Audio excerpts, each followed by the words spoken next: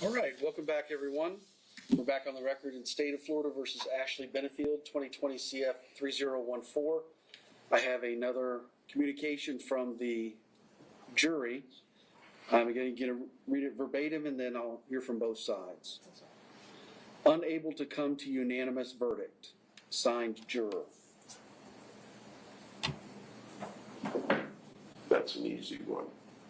It's been less than 6 hours. Keep working. But with this caveat, Your Honor, I think you should at least acknowledge to them, because I don't know that either out of politeness or a sense of intimidation, I don't know that they know they can ask if they can go home and come back in the morning.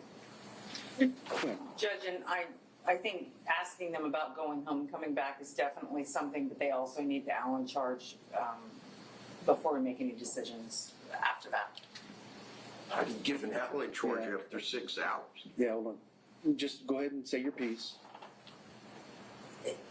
Judge, I didn't realize that there was any hour attached to an Allen charge. I just thought that once they said they were deadlocked, that you give them the Allen charge. But it is almost 10 o'clock, so they may want to go home and come back tomorrow. All right, thank you both very much. As we all know, the Allen charge is a one-time thing. So my inclination was to bring them out, acknowledge that they've been working for almost 6 hours, well over 5.5 hours, acknowledge the time of the evening, and give them that option.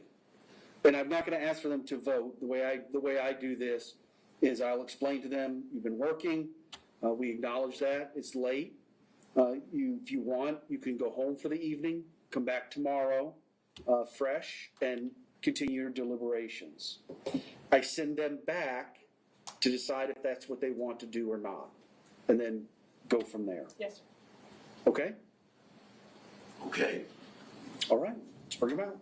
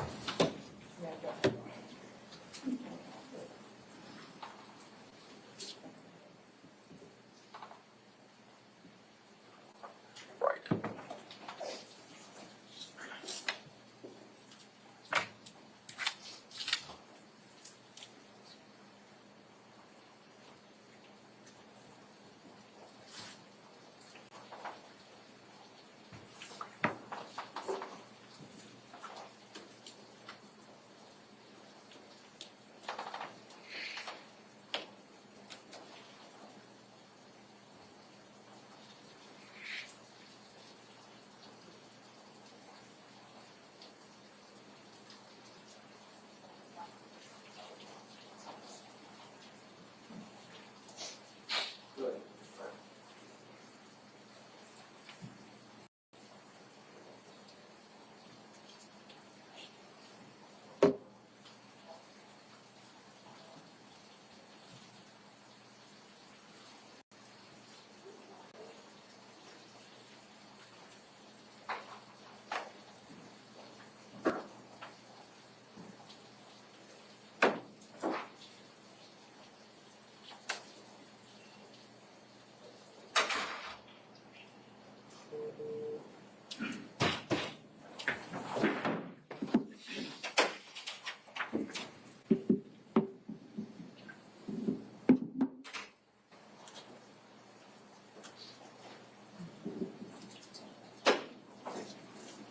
All right, y'all can have a seat. Welcome back.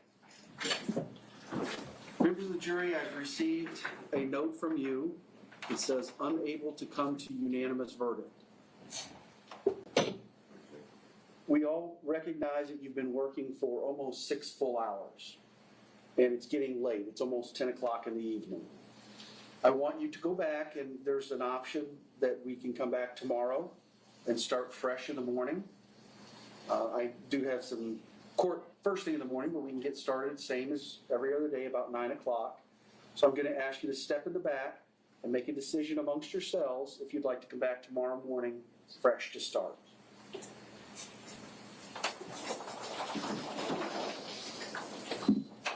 Or there's no other option? I need you to discuss that first, please.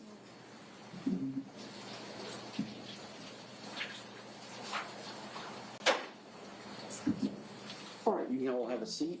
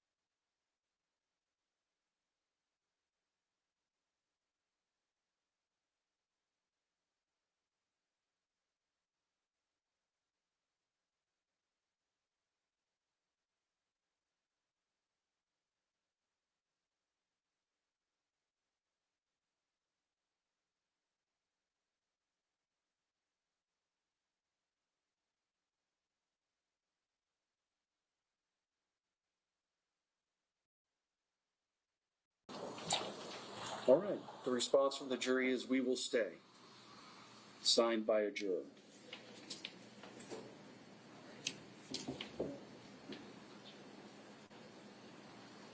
So we'll be in recess until we get another question or a verdict. That's right, thank you.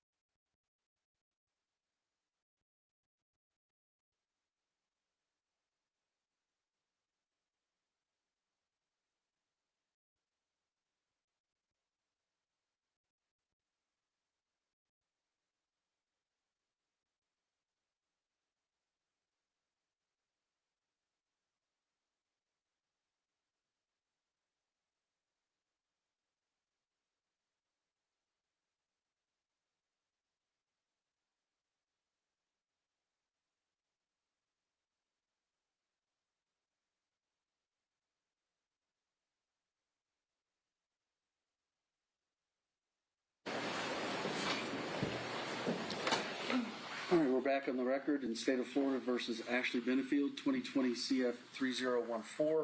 I've been informed there's a verdict.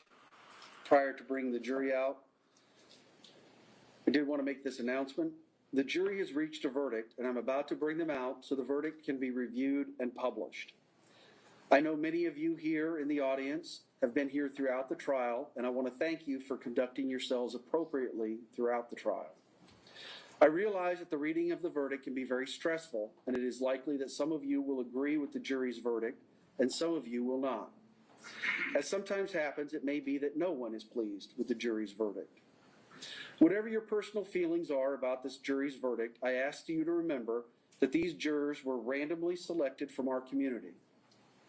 They were thoroughly questioned by the court and lawyers for both sides, and they were selected from the larger group to hear this case because of their demonstrated ability to be fair and impartial.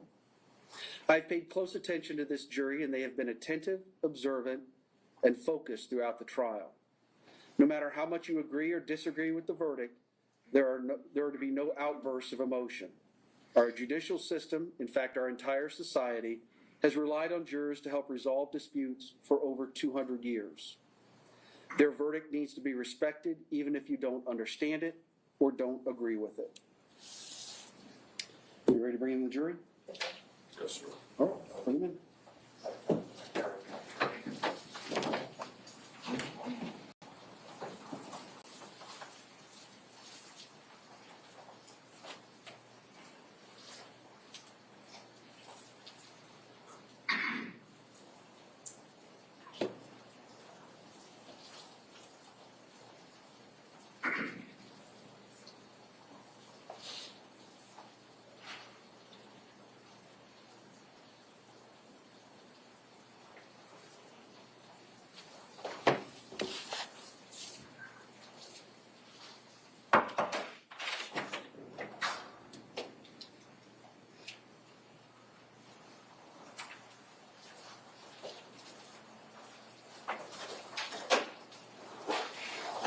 All right, you all can have a seat.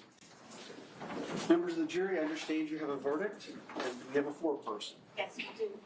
Ma'am, has the jury reached a verdict? Yes, we have. Is the verdict unanimous? Yes, it is. Would you please hand the verdict form to the deputy? I need to check it and make sure it's in proper form. Thank you.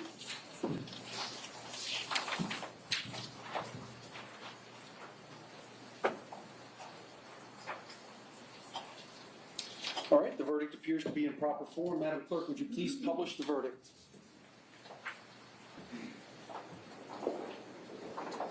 In the Circuit Court of the 12th Judicial Circuit in and for Manatee County, Florida, the State of Florida versus Ashley Benefield, case number 2020 CF 3014.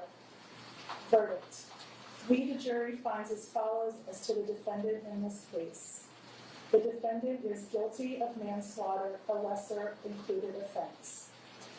Did Ashley Benefield actually carry a firearm? Yes. Did Ashley Benefield discharge a firearm? Yes.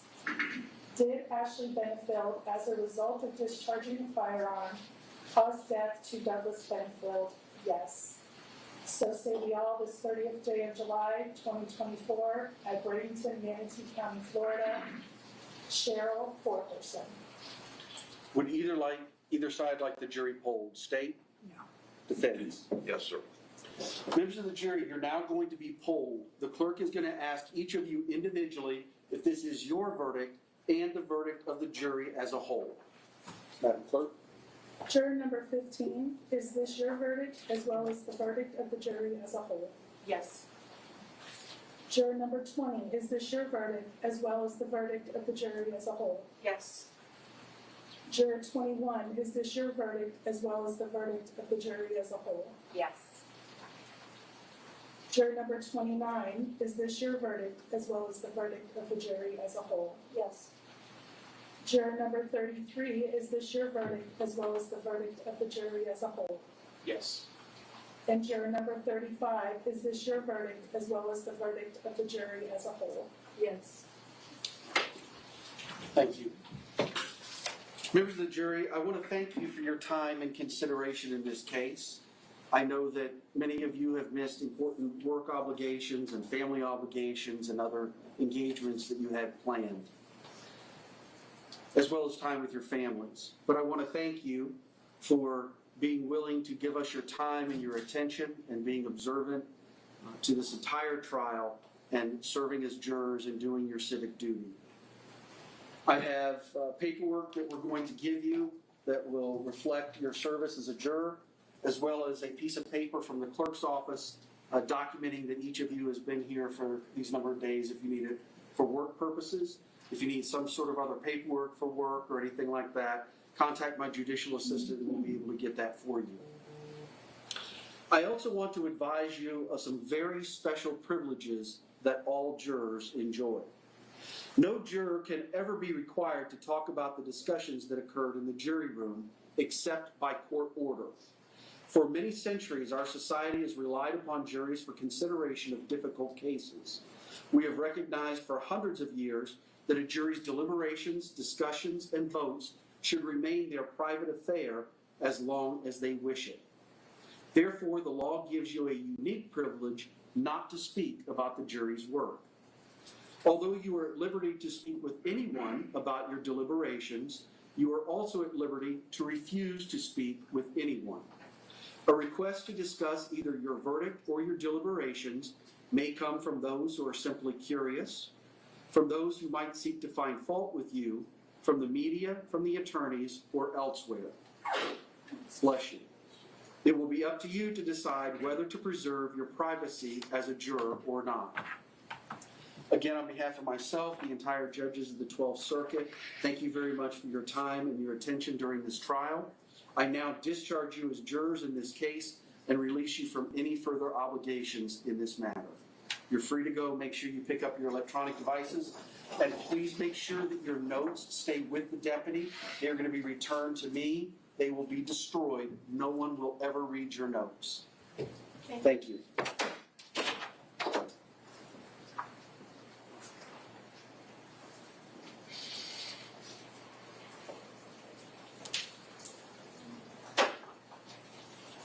All right, you all can have a seat. The jury is out.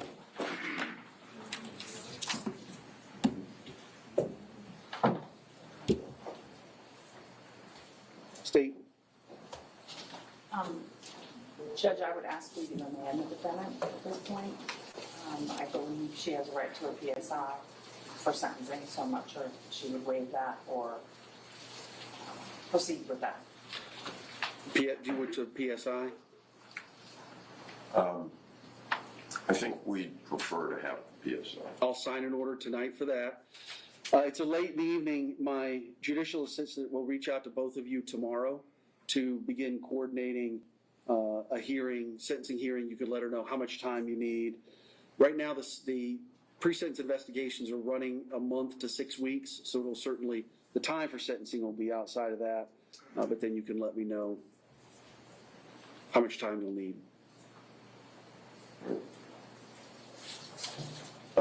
Let me direct myself, Your Honor, to post-trial release if I can. Yes, sir. Under Youngston, I know that the Younghans, rather, I know that the court is familiar with the standard. They stated in no uncertain terms, but if taken in good faith on grounds not frivolous but fairly debatable in view of the decisions of the Supreme Court, then the petitioner should be admitted to bail. And they set out for the trial court 3 factors. The first, with respect to the appeal not being frivolous, I think by the court's own acknowledgement at 2 different points in the trial, the court noted that we were dealing with novel issues that the court had not seen before. I think we certainly have good and sufficient grounds to appeal in good faith. The factors, according to Younghans, Your Honor, is the habits of the individual as respect for the law. Ms. Benefield has no prior history of criminal activity, as the court knows. Her local attachments to the community by way of family ties, business, or investments. She lives here in Bradenton, has lived here for a while. Her mother resides here, her child resides here. The severity of the punishment imposed for the offense, that is substantial. There's no denying it. And any other circumstance relevant to the question of whether the person would be tempted to remove herself from the jurisdiction of the court. Ms. Benefield, on every single occasion over the course of the life of this case, has appeared when requested. She has never once failed to meet any obligation pursuant to the bond that she's on. As a result, we ask that the court entertain setting a post-trial bond. The only other thing that the court noted in the Younghans decision was that it's axiomatic that the exercise of judicial discretion should never be arbitrary, capricious, or unreasonable, and where the discretion is exercised in favor of denying to a person a basic and fundamental right, the reasons for doing so should be sound and they should be clearly stated. So pursuant to Rule 3.691, post-trial release, Your Honor, we ask that the court admit Ms. Benefield to bond, continue her on the same bond, in fact. And if the court is not inclined to do so, we ask that Your Honor stay the decision so that we can appeal directly to the 2nd District. As the court knows, it's an accelerated docket because of the nature of the motion, that is to say, the bond. Thank you. State, did you want to be heard? Judge, I object to any bond at this point. The potential sentence is 30 years. While this defendant may have appeared at every court hearing, she was not convicted of the charge at the time. She has much more at stake at this point, being convicted of this crime, and I would ask you to deny the bond. Any rebuttal? No, sir. Ms. Benefield, the jury, having found you guilty of manslaughter with a firearm, are going to remand you to the custody of the Manatee County Sheriff. We're going to revoke your bonds where you'll be held pending sentencing.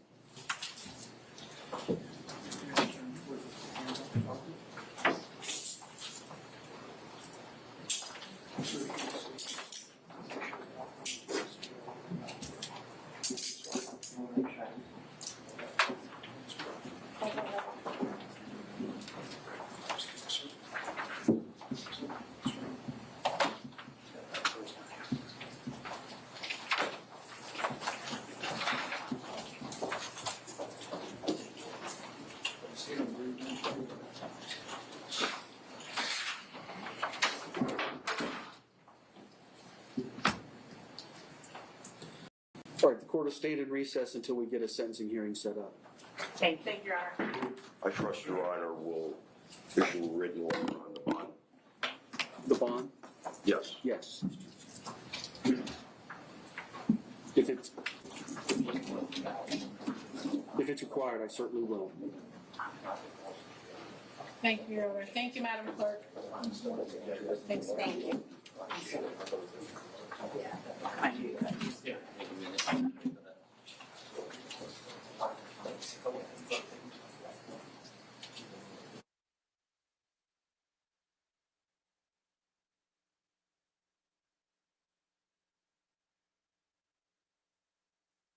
I was built to last with the webs I'm weaving. I could change the past with all I'm achieving. Got my foot on the gas, never stop competing. If you break like glass, then this life's gonna end. I wanna be the best in the game, invest in my name.